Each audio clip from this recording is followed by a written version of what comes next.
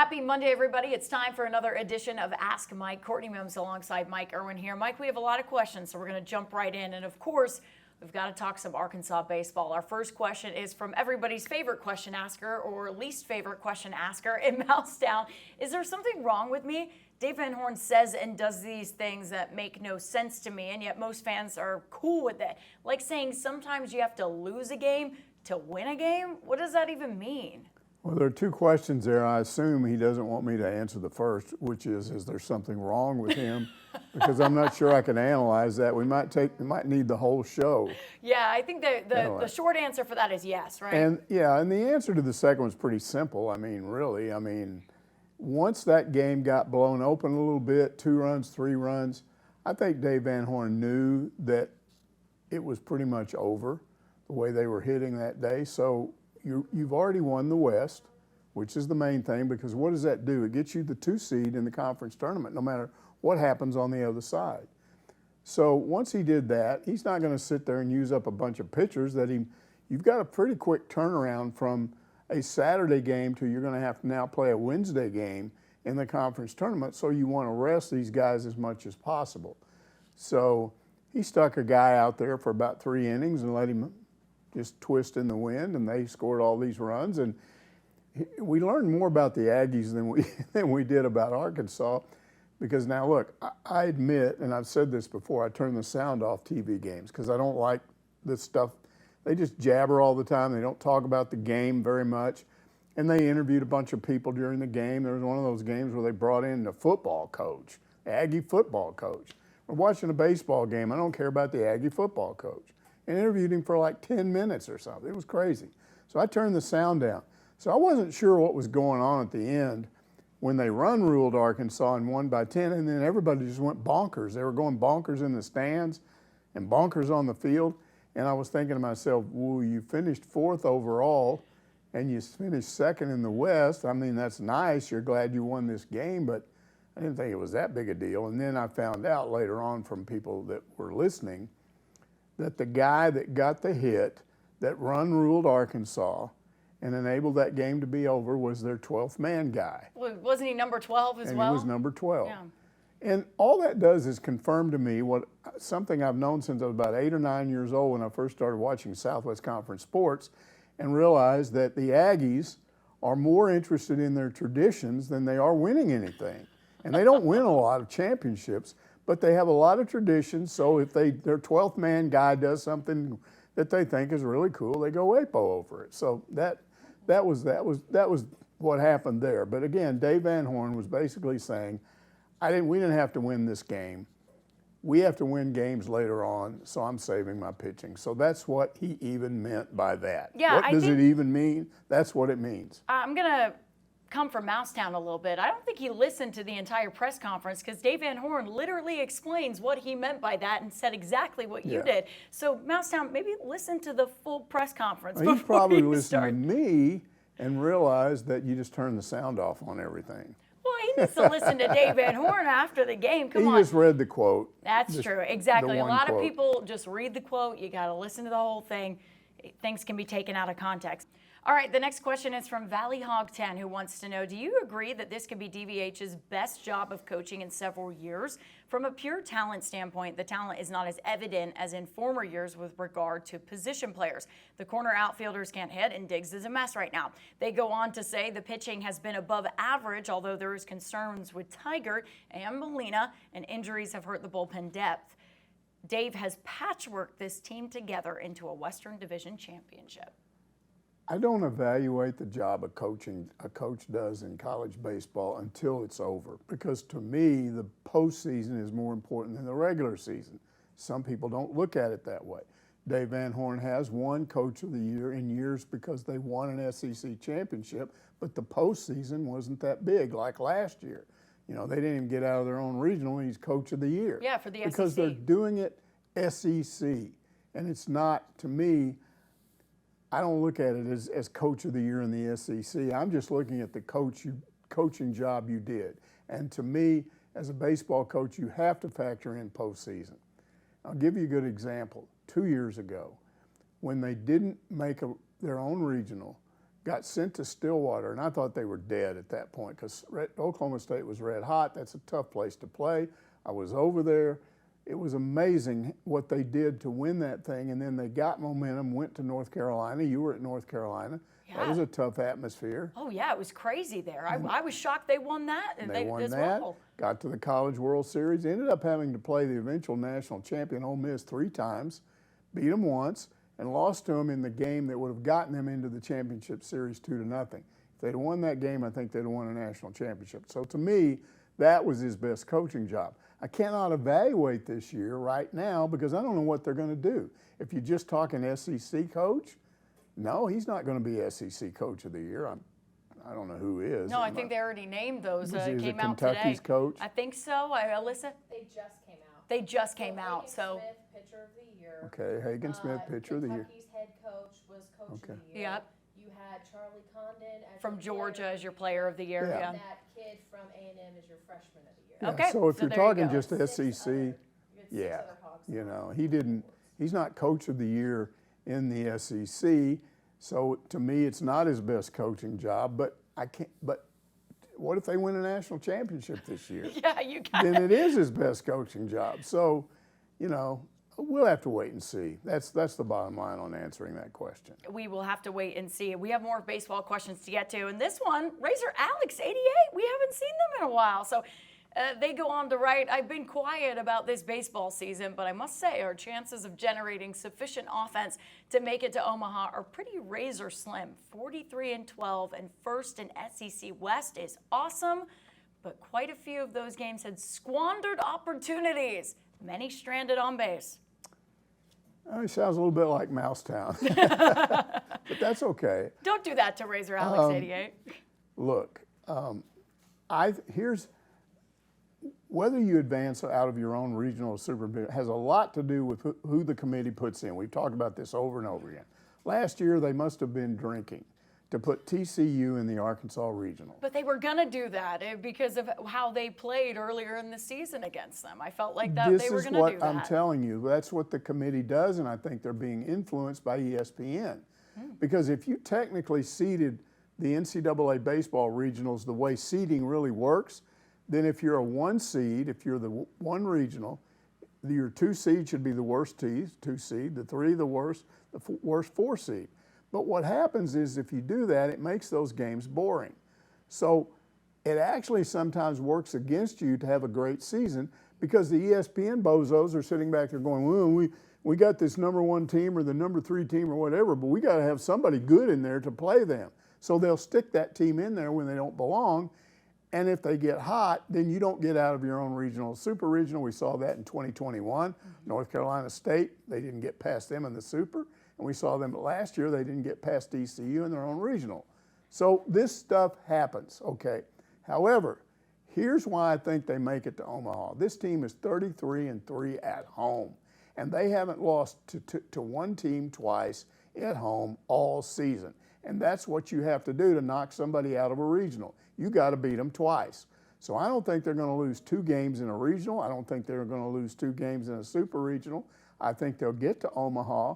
And then when you get to Omaha, pitching becomes way more important than hitting because of the ballpark. And as you read an article that listed, that talked about that. Well, yeah, the video I talked about last week, which some people were like, wait, what video was it? Stu Hogg does a great job, and he put out a 10-minute video proving why it's not all about hitting when you get to Omaha, and he used some recent SEC champions as examples of that. Ole Miss and Mississippi State and Florida when they won it. He used those examples of why it really matters how your pitching is. And then he talks a little bit and goes deeper into all of it. Again, watch that video if you want to see what we're talking about. It was awesome and really gives you perspective on what it takes to win a national championship. I think it's all going to boil down to who gets put into their regional, but unless there's somebody that's just probably an eventual national champion or maybe an eventual national runner-up, unless you get somebody like that in your regional, I think they're going to advance, go to Omaha, and then once they do that, I think they got a good chance to win it all. Well, I know people like that prediction, Mike. We've got more baseball questions to talk about. This one from Razorback Hobbs, who says, I agree with Mike. The SEC tournament is meaningless. What I really want to know is, will y'all be doing a show Memorial Day after the selection show? Also, who do you all think gets sent to the Fayetteville Regional? Okay, yes, the SEC tournament means nothing. I wish it didn't exist. I think they ought to give every team that's made the regional field, the NCAA tournament, a week off to rest their pitchers, to work with their batters, to work on their defense, and basically let them relax a little bit. It's a long season. Baseball, you play more games than you do in other sports. So give them that week off. Who cares about Hoover schmoover? It just doesn't matter. It matters to somebody that's trying to get in, somebody that hasn't had a good year, somebody like I think LSU got maybe backed in this year. Maybe if they got hot and win it all, then it's a chance for them to make the tournament field. Texas Tech, I got buddies that are Texas Tech fans. Their only chance to make the NCAA tournament field is to win the Big 12 tournament. So it's a bit bigger than them, but they're not going to win it. That happens like almost never. So yeah, now who do they put into the Fayetteville Regional? Come on. Again, here's what happens. These guys are in their committee room and they're drinking their coffee and they're having their snacks and everything, and then somebody from ESPN, ring, ring, ring. Hey man, we got to have somebody to make this Fayetteville Regional more interesting. So put somebody really good in there, somebody that might upset them. And then they stick them in there, and we'll see if Arkansas can beat that team. Well, it's all about the drama, right? I mean, if you look at the predictions from D1 Baseball, and that's who we kind of look at leading up to the regional and the announcements, and their most recent prediction, and again, it's just a prediction, so don't come for me if it's wrong, but D1 Baseball is pretty trusted on those things, and their prediction is that the Fayetteville Regional will have Texas in it, Troy in it, and St. Louis in it right now. So that is their most recent. The idea is you put Texas in there because Razorback fans hate Texas. But there's some drama there, right? That's where you get that ESPN influence that you're talking about of, hey, there's some drama. Razorback fans will show up for it. I think Texas is fine because I think if Arkansas can't beat Texas at home, they don't deserve to get out of their own regional. But I don't think that's like TCU last year, who was red hot. I don't think Texas is red hot right now. All right, well. So, yeah. So that's fine. But again, there's just no way to predict what they're going to do. You'd have to be in that room with those people and the influences they've got on them to figure out who they're going to put where. Yeah, and again, like I said, that was just a prediction from D1 Baseball. They haven't always, they change week by week because things change. And so, again, that's the prediction. We'll see if it's correct come what? Next week, right? Yes. Next week. Oh, my goodness. Closer than we think. Closer than we think. And, yes, we are doing a show on Memorial Day, right? Yes. You will be here? Yes. Well, I'll be here, too. So, yes, Razorback Hobbs, we will do a show on Memorial Day. S. Giles asks, what did your Texas Tech buddies think about the job that Mason Molina and Hudson White did in that game that won Arkansas the SEC West? Were they happy or resentful that one of their former players had such a key role for the Hogs? Pretty much like they weren't rude about it, but they, oh, okay, yeah, whatever. Here's the thing you have to understand. The Texas Tech team that Arkansas fans saw in that midweek series that was two really close games, that's not the same team anymore. They've just gone into the dumper for the last month or so. I mean, it's terrible. They looked really good against Arkansas. They backed into the Big 12 tournament. Here's how they made the Big 12 tournament. They got a rain out in their last game, and that because they didn't lose that game, and they probably would have lost it because they were losing all of their games, because they didn't lose that one, they got in, and somebody else that played and lost got out. So their attitude is, they don't want to hear anything about two players. And think about it. What if Hagen Smith and Peyton Stovall left Arkansas and went to Texas Tech, and Texas Tech was, a top 2 or 3 team in the country right now, and Arkansas was lucky to even get in the conference. So we wouldn't be happy with those guys. So they're not happy about what Mason Molina and Hudson White have done. Just not. Yeah, it was funny because. And I didn't rub it in either. No, I know. And it was funny. We were sitting down with Hudson White, last week, and asking him about favorite moments throughout the season. He goes, well, obviously, the Texas Tech games were a big deal to me. And so there's a little bit of resentment there on their side, too. A little bit of competition. Maybe not. Sure. Well, what I think is they're both glad they're not at Tech anymore. Yeah, I think they're happy to be playing for Arkansas. That's for sure. Hogman80 says, WV Hog fan wants to know, is there a chance that we will drop from the top 8 teams hosting a regional if we go winless at the SEC Conference Tournament? Yeah, we've had this discussion. You are more adamant that it won't happen than I am. I think it's about 95% it won't happen. I'm always open to some weird possibility. 5%? Oh, okay. Some weird possibility that it could happen. Here's the problem, and you brought this up, and when we had discussions, their RPI is so high.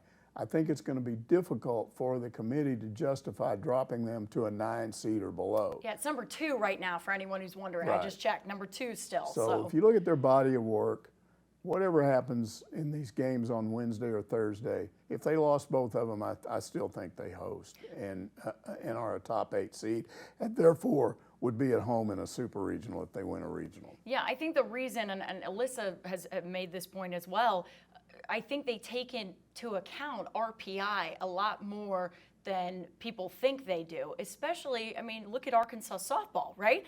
They went to the SEC tournament, lost to Missouri, didn't win a game in it, and they didn't drop at all, really. They still were projected to be a 12 seed. They were a 12 seed. So you look at that, that's because of their RPI. They didn't drop much there. And so you're right, the body of work with the SEC this year and how tough it is to go through that conference slate of games, yeah, I don't think it would matter if they lose a game. I really don't. So Hogman80 says, softball season ended with another heartbreaking end to the season. Why do you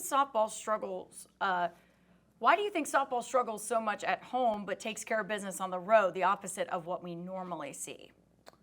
We've seen Arkansas baseball do that in the past. We've seen them actually, there have been several Dave Van Horn teams that actually played better on the road than they do at home. And I mean, the one we just mentioned, the 2 years ago, I mean, they went out on the road and played at 2 places we wouldn't have thought before they played at either one of those places that they were going to come out of that victorious.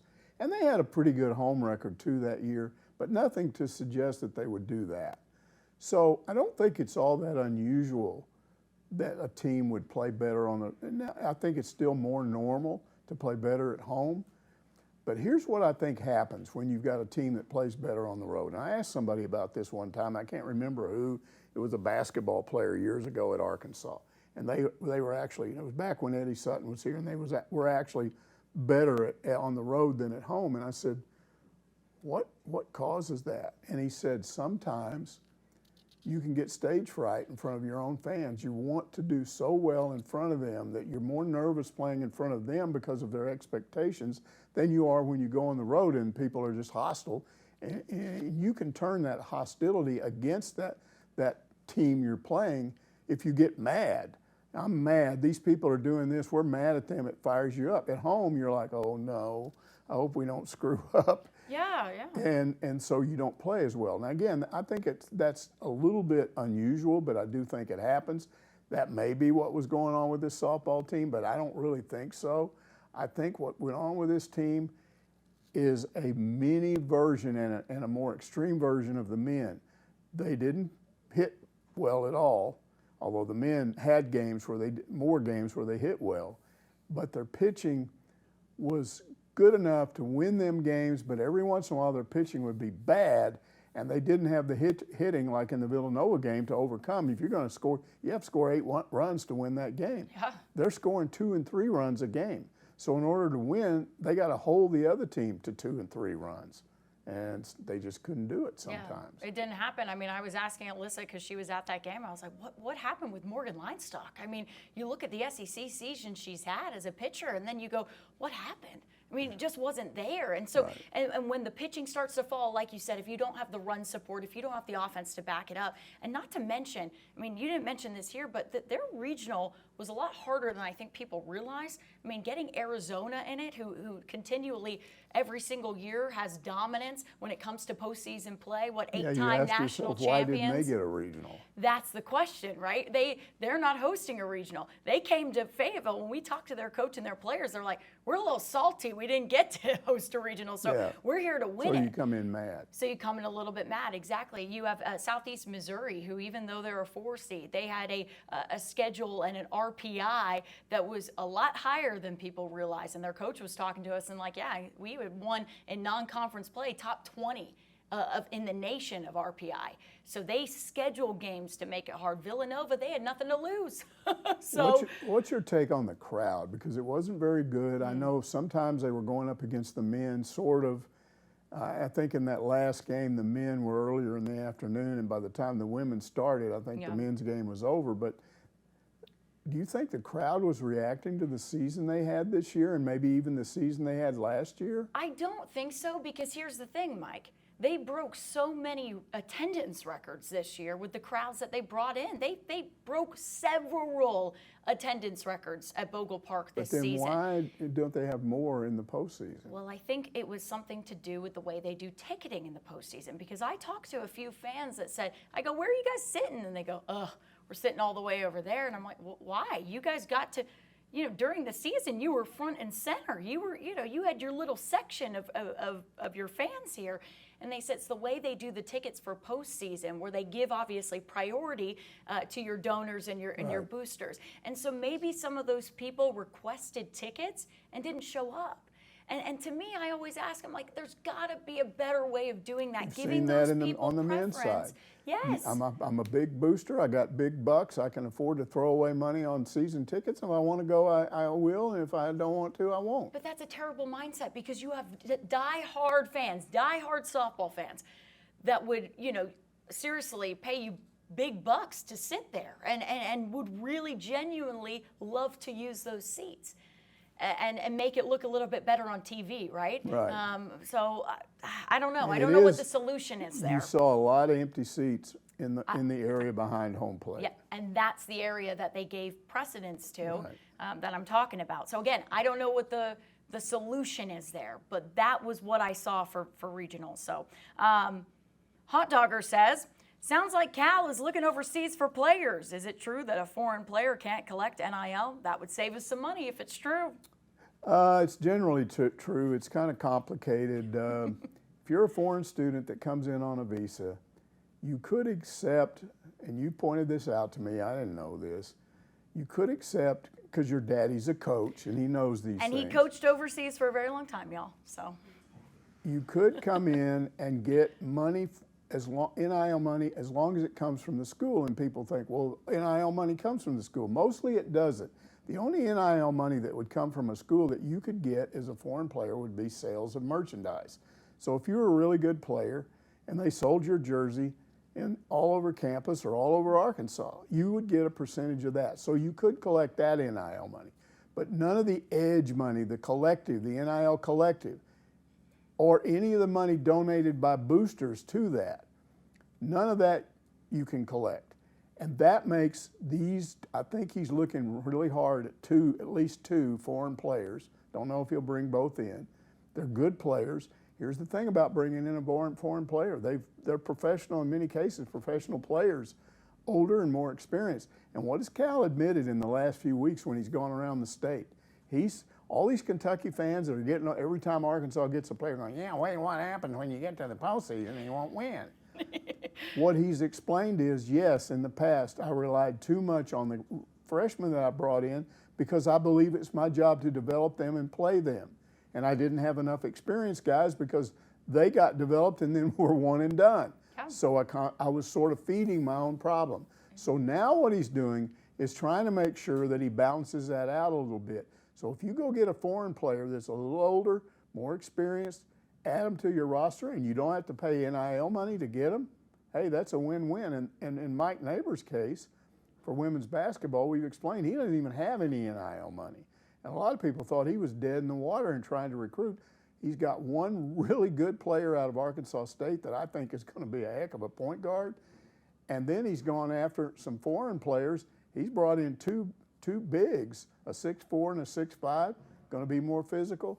So again, you can do that if they're foreign players. Yeah, it's kind of a brilliant way of getting around this new age of NIL. And the best example of all of this is Purdue's Zach Edey, who spoke about it frequently this season of, I've missed out on so much money because of the laws of student visas. He wants it changed. And he wants it changed. He spoke about it, hey, maybe and there may be a lawsuit at some point. Because that's how we change all this. We just sue. We just sue. Because we can beat the NCAA, or in this case, it's not the NCAA, it's the visa program. It's Not the NCAA. The NCAA has nothing to do with this it. is It's pure American law. So Yeah. yes, you would have to take it to So if the law court. is the law, I don't think you're going to win if it's the law, unless they- you got the but- Supreme well- Court to say that law is Well, unconstitutional. yes, and so the way that some coaches were talking about it, my dad told me about this, is that they were saying maybe the visa can be changed. They can come in on a special visa, like a student athlete visa that allows them to collect on NIL money. I'm just saying that don't could be want a way. that. But there's another workaround that nobody has really talked about when it comes to this situation, is that those athletes can make money, but in their home country off of Yes. NIL. So let's say, you have one of these girls But on who's Arkansas. going to do that, though? I don't know. That's a why workaround. would you be playing sports in this country and be NIL worthy in your own country? Hey, by the way, I'm a really good player in America, so I'm going to, we're going to that's- use you to promote our product over here in Canada. And that's why I think it'll be taken to court, because technically you earn that money being a American student athlete, right? Being a student athlete in America. That's how you made that money.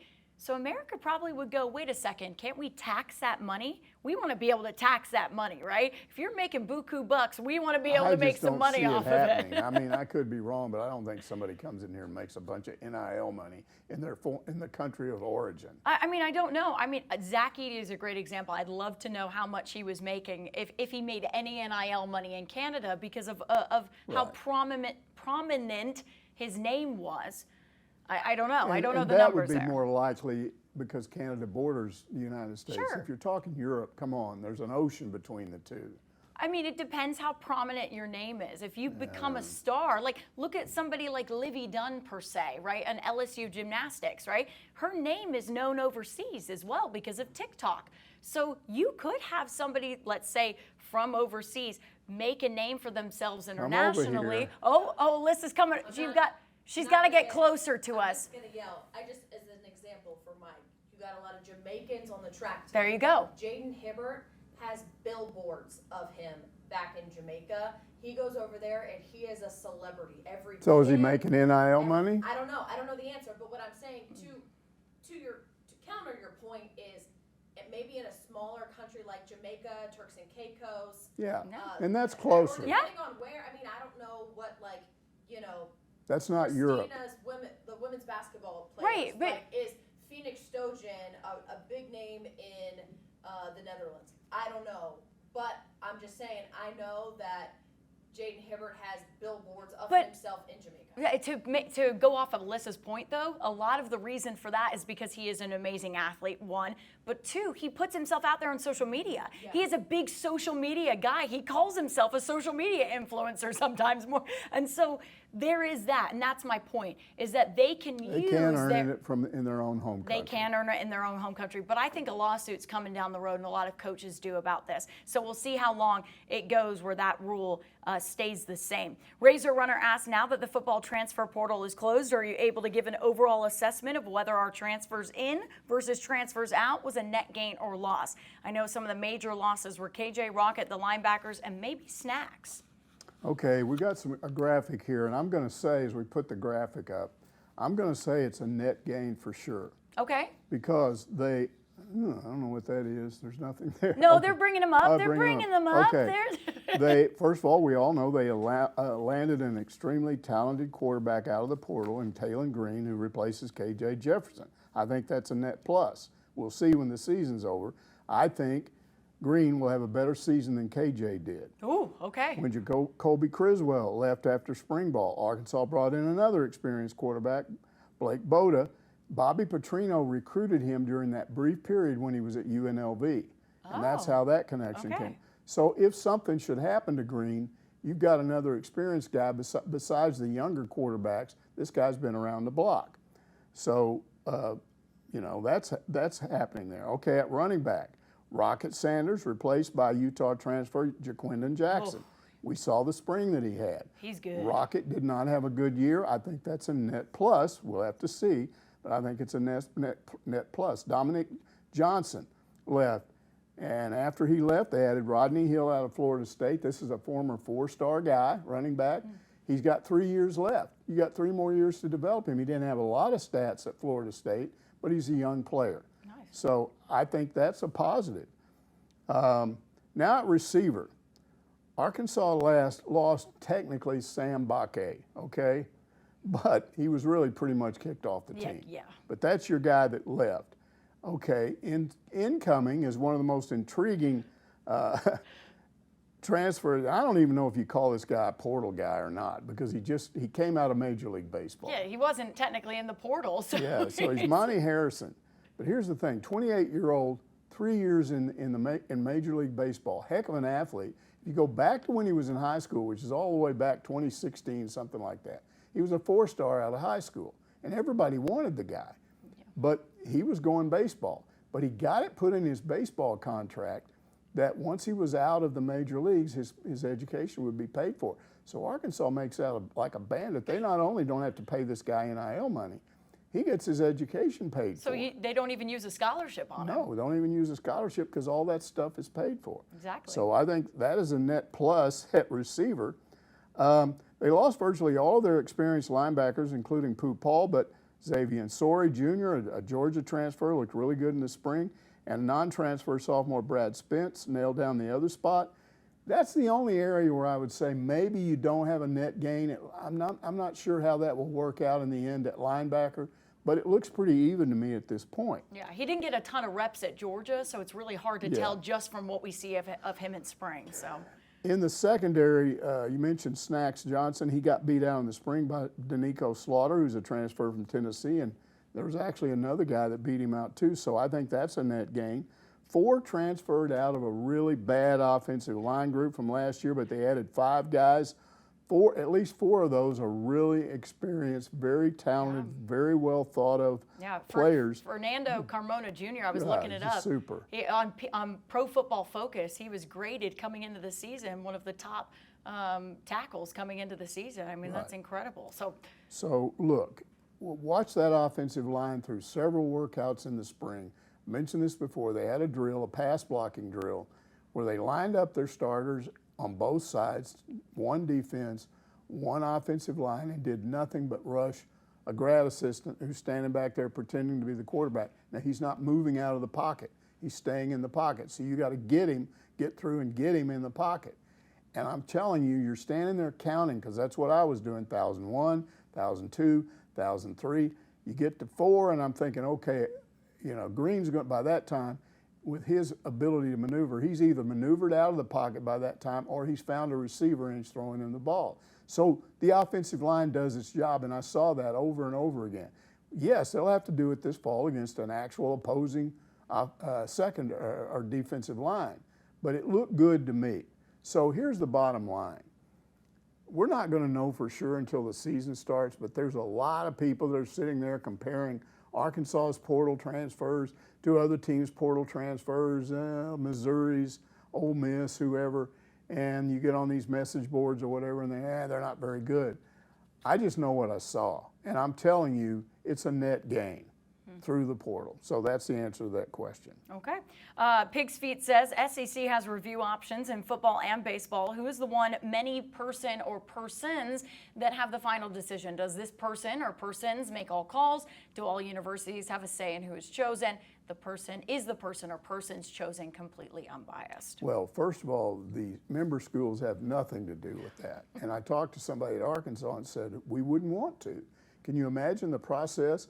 If you're trying to pick somebody to do these video reviews in football and baseball, and by the way, they still do them in other sports too, but if you have to pick somebody and you've got to run it by all 14 and then next year all 16 schools, no, I don't like this guy, no, you'd never get anybody.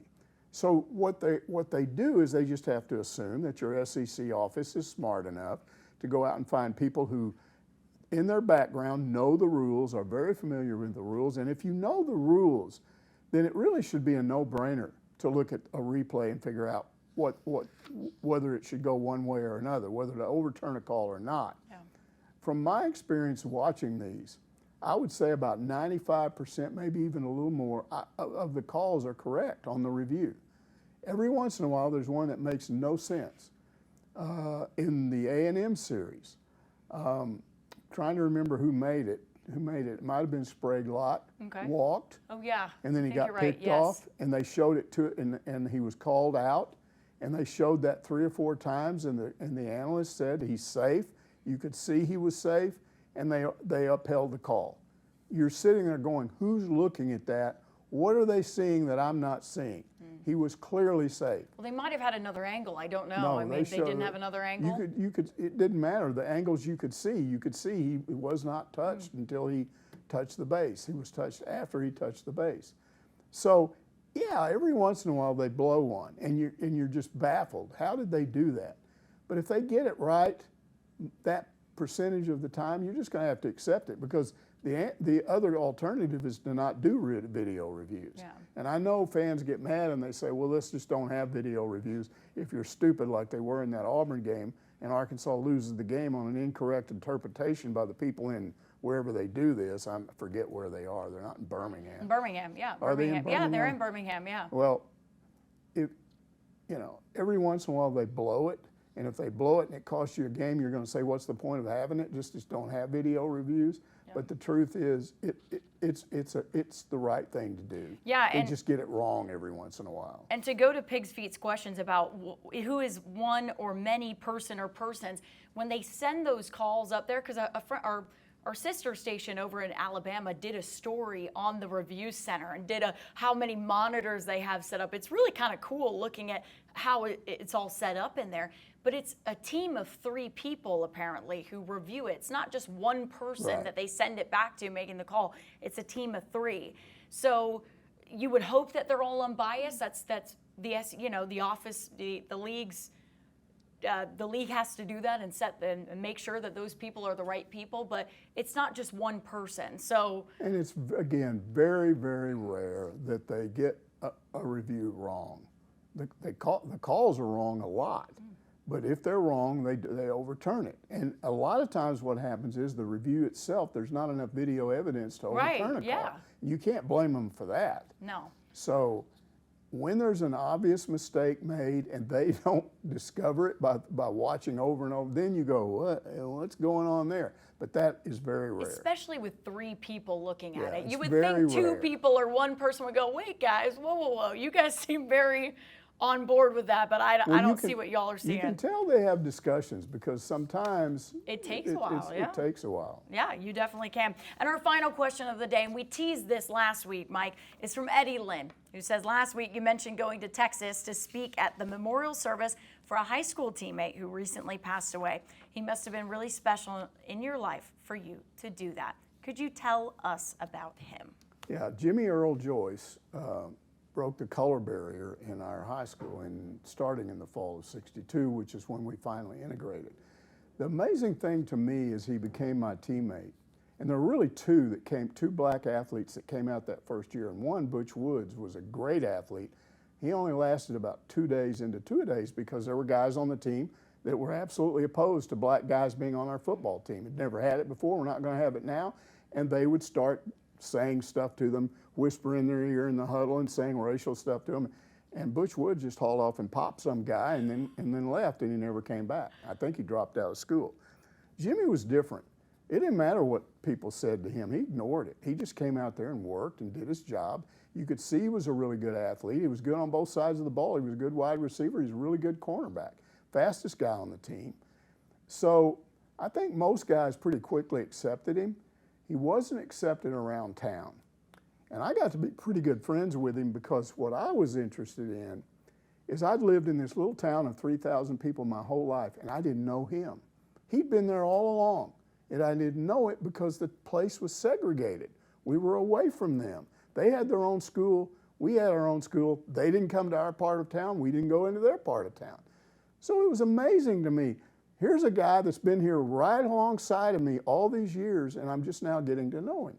So I would ask him questions, especially when you lay around in the field house before a game and you're supposed to meditate and you're on these mattresses in the dark. I'm like, what was Eastside Elementary really like? What were your teachers like? Did you have a mean teacher? Did they have a board? Did they spank you with a paddle? And all this stuff, and we got to be friends because of that. He dealt with the little stuff, the little racial remarks or whatever that were thrown at him. But once he started playing for the varsity, then some of the men around town got involved. They did not want a black player representing Morton High School wearing that uniform. And so what they started doing is blaming him. If we lost a game, it was his fault. He did this, he did that, and it was ridiculous. Now, I was always brought up to believe that you do not say nasty things to adults. You don't engage them. Even my parents, I didn't argue with them if they got mad. I was just brought up not to. But I went downtown during those periods on a Saturday when we lost a game, and I heard people talking about it's his fault. If he wasn't on the team, we'd have won the game. And I'm just like telling them, you're crazy. Either your eyeballs don't work or you're making this stuff up, because he did not cost us a game. You're crazy. That's when I got mad. And I went to Jimmy one day and I said, look, I play for this team and wear that uniform because I'm proud of my hometown. I'm not proud of my hometown right now because nobody will do anything about this. I think you and I ought to go into the coach's office right now. As much as I love football, I will quit if you will quit. And he looked at me like I was crazy. He said, I'm not quitting. You're not going to nobody's making me quit. So I backed off, right? And it's a good thing I did, because he just kept coming back and playing games and getting better and better. And we start winning games. They can see he caused us to win a game. He did this, he did that. And somewhere along the line, and I don't know where, people just started to accept him. And the best thing about this whole story was my senior year, when we got our yearbooks at the end of the year, and I'm thumbing through there and I get to athletics, I open it up and it says, most outstanding athlete, and it was him. And I couldn't believe it, because I knew where he started and I knew where he finished, and he did it himself. He fought everybody that was trying to stop him, and he did it by just never giving up. So he's an amazing guy. Now, when I went back there, I got to see a lot of his family members. I knew most of them, but I didn't know his grandkids. And you hear all these stories. He was in the military, he had a car, but when he got out of the military, he was going to buy a new car, so he calls up his uncle, and he's got this cousin that never has had a car, and he says, hey, if you'll go over to my house, and it's parked there, I'm going to mail the title to my wife, and you can just pick it up, and it's your car. And the guy's up there talking about it. It's the first car I ever had in my life, and my Uncle Jimmy gave it to me. I mean, he did that for his own family people, members that had problems. He was always there helping solve their problems. But I got to meet one of his grandsons, and he's a Division I football player at Nevada. Oh, great. Yeah, his name is K.K. Meyer. He was a sophomore, redshirt sophomore last year, or redshirt freshman last year. He'll be a sophomore this year, playing for the first time. He didn't get recruited out of high. He was recruited in track, but not really football, and he really wanted to play football. So Nevada was the only Division I offer he got. And he goes there, and he told me, he said, I could tell they didn't think I would do much.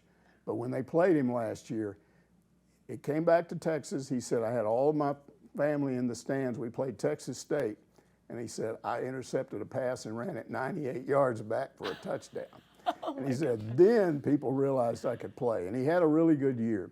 But this is the part I like, because you know what we do. We talk to athletes, and SID people are around, and they got to be aware of what they're saying, because it's going to be on TV in this area. And it's just, you don't always get guys to open up. Now I've got a Division I player, and this isn't on TV.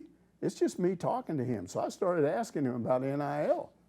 He said, there's no amount of money anybody could offer me right now to get me to transfer, because these people gave me a scholarship and I will stay here. Wow. I said, well, what do you think about the portal? He said, here's what happens. He said, the worst is the post-spring portal, because he said, you get beat out at a position. Who did that? Snacks. Yeah. And then what do? You hit the portal. Mm-hmm. He said, what that does is it teaches players to run away from their failures. If you fail to become the starter, or if you lost your job or whatever, and you leave because of that, you didn't stay there and try to become the starter or try to overcome that issue. You ran off somewhere else. So, man, I'm talking to a guy like that, and I'm thinking, okay, this is really cool. You know, this is interesting. So I will be, this fall, I'll be over there checking, you know. I got ESPN3. I'm sure I can find Nevada's games somewhere, and I'll be watching their games whenever I can, looking for K.K. Meyer and see what he does. You're going to be a Nevada fan this year, right? Well, he talked to me about Taylor Green, because, see, now, he didn't play he did play last year, but they didn't play Boise last year. That was it. They played him 2 years ago. But he knew about who he was. He said, man, you guys got a really good quarterback. He said, and I said, yeah, supposedly the only drawback there is he throws picks. And he said, yeah, I'd have to work on that, but they got Bobby Petrino right. And I said, yeah, it should work. Then he asked me about Musselman. He said, what do Arkansas fans think about Musselman leaving? And I said, if he had had a better year, I think they would have been mad when he left. But I think because they'd struggled a lot, people didn't argue about that too much. And then when they ended up with, Kentucky's coach, it was like, okay, we got Calipari, it's okay. He said, I wasn't here when Musselman was here, but I can tell you their fans hate him.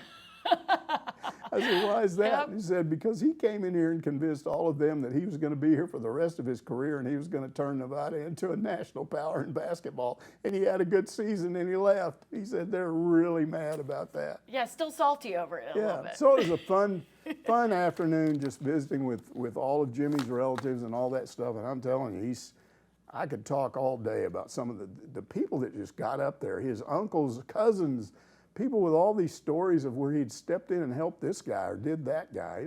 He was an amazing person. Yeah, it sounds like he was a great man and clearly has great grandkids as well, right? Yeah. Clearly has great family. Yeah. Athletes in the family. It runs in the family. Absolutely. Thank you for sharing that, Mike. I enjoyed that story. You got me in my feels a little bit there, so no crying next time on the show. Don't make me cry on the show, okay? We'll see you next Monday to answer more of your questions.